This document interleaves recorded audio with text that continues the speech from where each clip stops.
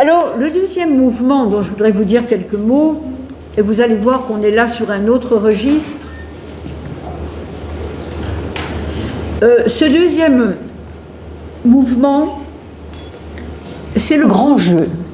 C'est une photo des membres du grand jeu, inutile de les citer tous, en tout cas celui qui est en bas, avec un profil un petit peu inquiétant, c'est Roger Gilbert-Lecomte. La femme, c'est Vera Daumal, et à gauche, Daumal, qui était un des principaux créateurs de ce jeu. Alors, qu'est-ce que c'est que le grand jeu ? Le grand jeu, c'est un mouvement qui s'est constitué parallèlement au surréalisme et contre lui, d'une certaine manière, même si Breton les a toujours considérés comme des potaches sans importance. Ces jeunes gens étaient animés d'un tout autre désir, qui allait d'ailleurs décider de l'orientation ultérieure de leur vie. Et ce désir, c'est de faire l'expérience, purement et simplement l'expérience de l'au-delà. Rien que ça. Pourquoi ? Parce qu'ils étaient les uns et les autres intéressés, plus qu'intéressés. Ils se sentaient concernés par ce qu'enseignent toutes les grandes traditions spirituelles. Et justement, par les grands récits visionnaires,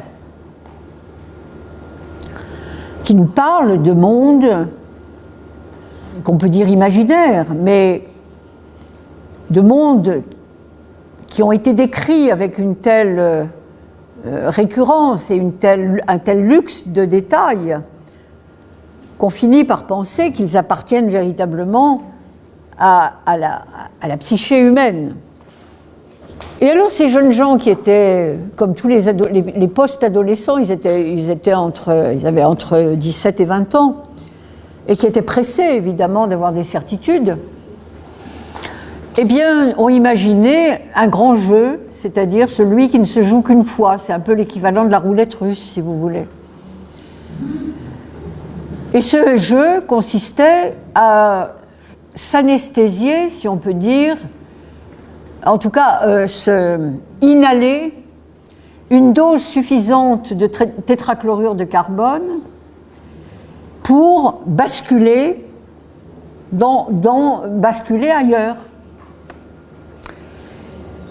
Et comme le dit très bien Daumal dans le texte dont j'ai extrait ce souvenir déterminant, pour essayer de saisir ce moment où la vie bascule dans la mort. Évidemment, s'il y a mort définitive, et c'est là où le jeu est un peu truqué, parce qu'il se heurte quand même à une impossibilité. Si vous voulez, au fond, ce qu'ils ont provoqué, c'est des états de mort imminente. Mais s'ils étaient vraiment morts, ils n'auraient rien rapporté, ils n'auraient rien dit de ce qu'ils ont vécu. Donc, ce grand jeu est quand même, au départ, un petit peu truqué. Mais l'idée, c'était, comme le dit Daumal, d'entrer éveillé dans l'état de sommeil. C'est un peu comme si on entrait éveillé dans l'état de sommeil.